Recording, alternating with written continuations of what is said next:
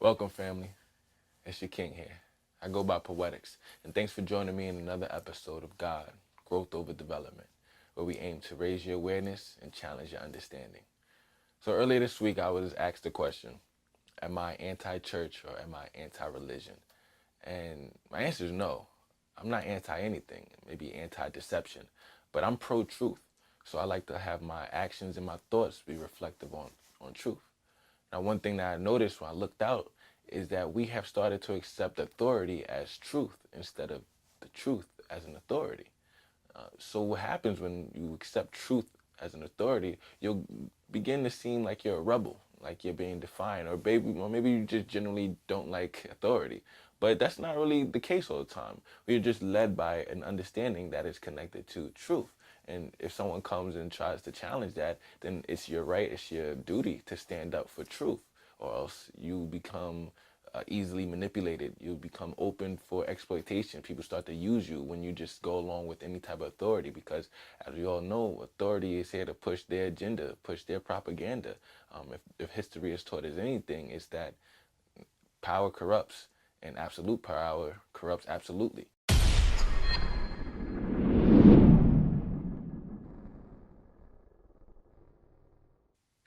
So we are learned creatures, learned beings. And what I mean by that is we're taught how to respond, react, how to rationalize this world. We're taught by different experiences, different circumstances, different events, different influences. Some of them may be your parents, some of them are your teachers, your coaches, some of them are your religious teachers, your pastors, your priests. And so my issue with the organized religion isn't anti-church or anti-anything. The first Christian church were established to reinforce a certain social and political standard. They were established to enforce certain social and political ideologies. So the Christian faith, which is the one we're talking about now, it was created and enforced by Constantine. So Constantine was a Roman Empire emperor.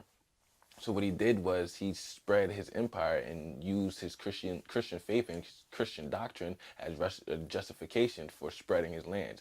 What his aim was to do was create a nation state. He wanted to expand his land, and so he wanted all the lands who didn't have an organized religion or didn't have a written doctrine. He considered them pagans. He considered them heathens. So what he did was he used this Christian faith so that he can unite them, and whoever didn't go along with them, well, you were conquered. And if you did go along with it, you were now part of the Roman Empire and now part of the Christian faith, which he through his doctrine, which through his perception was perceived to be superior to the people who didn't have a written doctrine, superior to the people who didn't have a monotheistic point of view.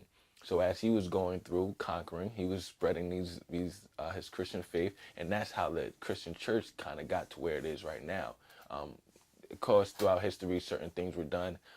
If you ever wanted to research any of this, you could research the first crusades. So the first crusades were kind of like what they refer to as the holy wars. It was literally Christian missionaries, but not your idea of missionary nowadays. It was your warriors and your soldiers who went and fought.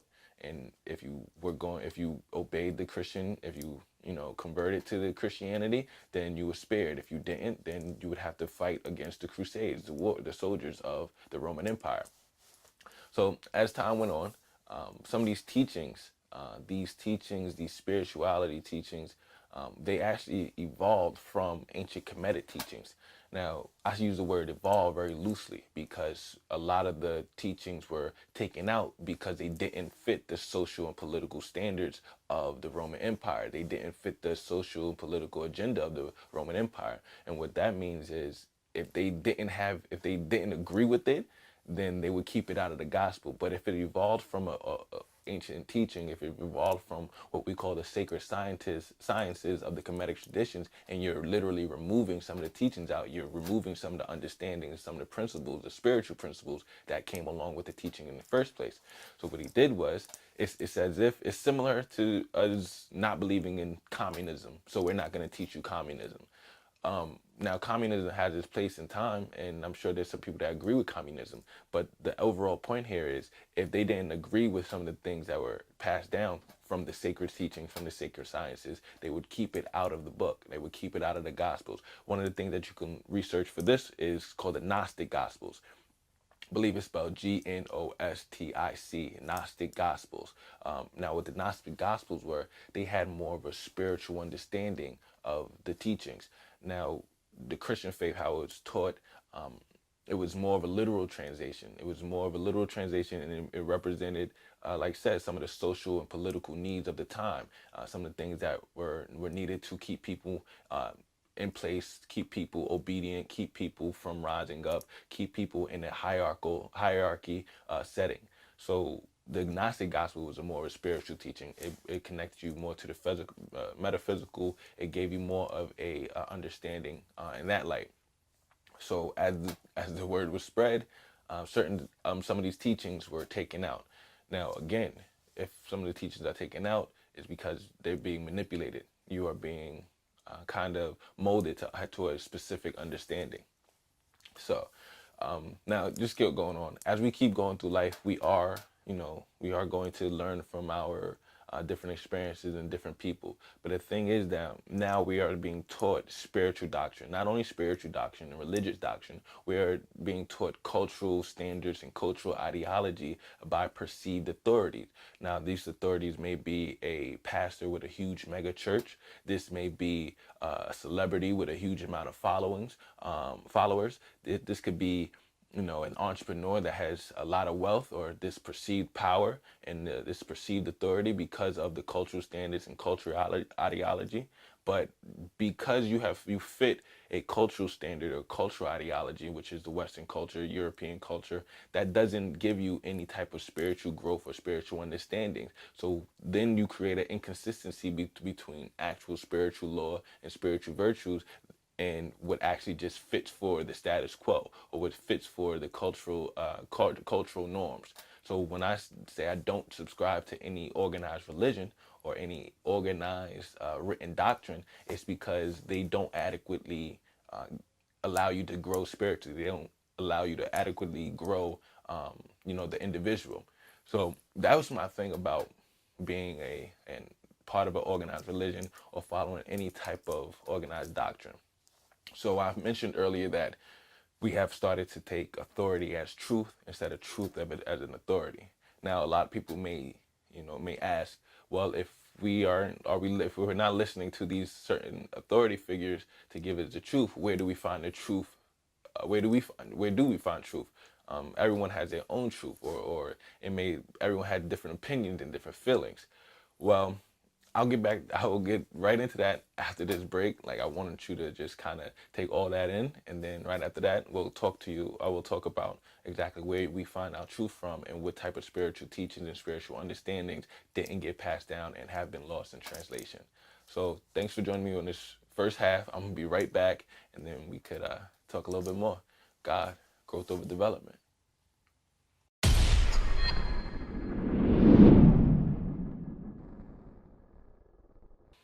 All right, welcome back, fam, and thanks for tuning in to God, Growth Over Development.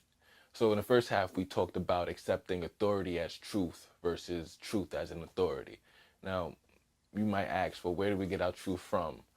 Everyone has their own truth. Where do we get this reliable source of information understanding from? And I wanted to give you this understanding. There's two different sources of information, knowledge, wisdom, guidance. One being the external, and that's what we talked about before. Now, you are going to learn from the different events and different experiences in life. You are going to learn from different circumstances, different people, different influences, whether it be your teachers, your coaches, your friends even. You're going to learn from it. But it is a limited source because it's subjected to what you see, what you perceive. We can't be in all places at time. We can't have all understanding at time in this physical world.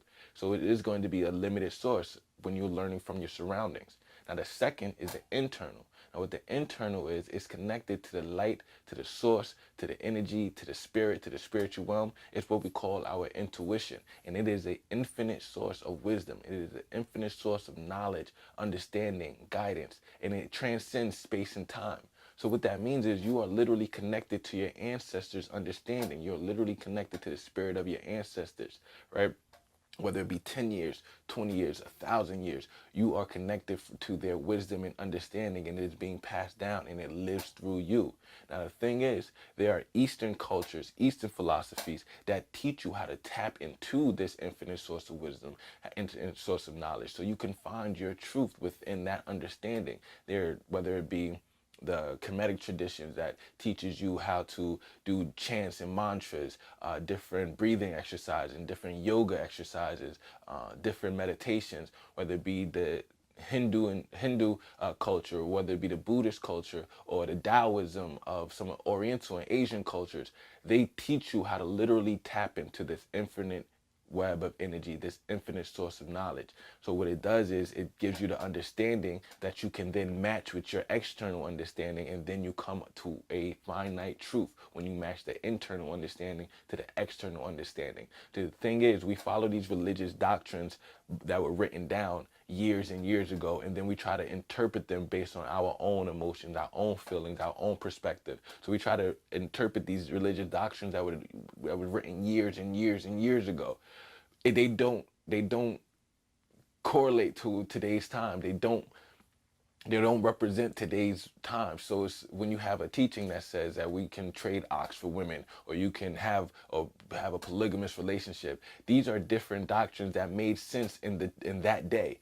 Now we have to be able to evolve with the understanding. Now the principle will always stay the same, but the when you evolve, you have to evolve the understanding to match with your physical world and your internal and the spiritual world. So then you have to be able to tap into some of these different understandings and teachings that you can only find intuitively, and that is where we get our ultimate truth from. When we match the spiritual world with the physical world and can reach a higher elevation, a higher understanding.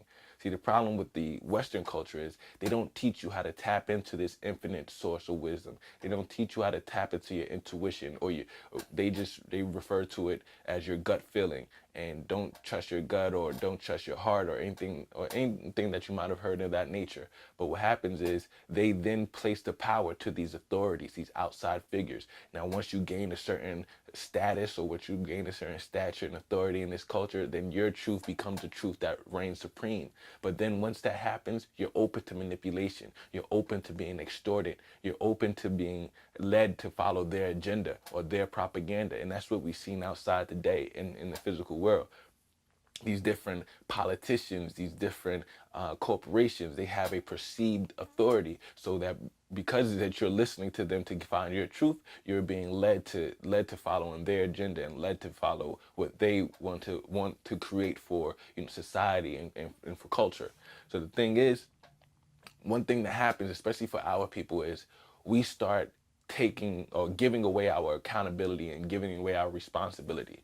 So once we start listening to these outside authorities, once we start listening to these outside influences, we hold them accountable instead of holding ourselves accountable. So once we start seeing someone might get beat up in the street, or someone getting robbed in the street, our first reaction is to pull up our phone and videotape it. Why? Because we don't feel accountable. We're not responsible for these actions. We place our accountability and the responsibility on police and law enforcement, and we place the onus on them. Now, the problem with that is, if we if we learn anything from history, and I think I said this earlier, power corrupts, and absolute power corrupts absolutely. So once we start giving these people too much power and too much authority, and we start taking it away from ourselves, then we can be manipulated. We can be not even just manipulated, but we can be used, and then we start losing rights. Then we start losing our power. We start giving away our consent. This is the same thing that happens when you start casting votes and you start voting for these public figures in these public office. So instead of us having the accountability for what's going on in society and some of the injustices in society, we place the accountability on these different public figures and some of these different public offices. So then we no longer have the responsibility to stand up for what's right, we give it to the presidential candidate or the public electorate, and we say, okay, well, it's there. All we are accountable for is our vote. That's our right. We have the right to vote. But then we go on and give the responsibility to people that are open to manipulation, are open to bribes, and open to doing whatever they want because they have the authority now. Now, these people do not stand in any type of spiritual growth. They do not stand in any type of spiritual truth. They literally just have a status figure. They have a status symbol that gives them the ability to make different rules and make different laws, and we've given away our accountability, we've given away our responsibility, and we placed it on them. Now, again, what happens is once we start giving away all our power to these different authorities, and once we start giving away our accountability, that's when we start to fall under this trap where authority is represented as the truth, and the truth is no longer represented as an authority. So that's all we're going to do for today. I'm just going to leave you with one thing.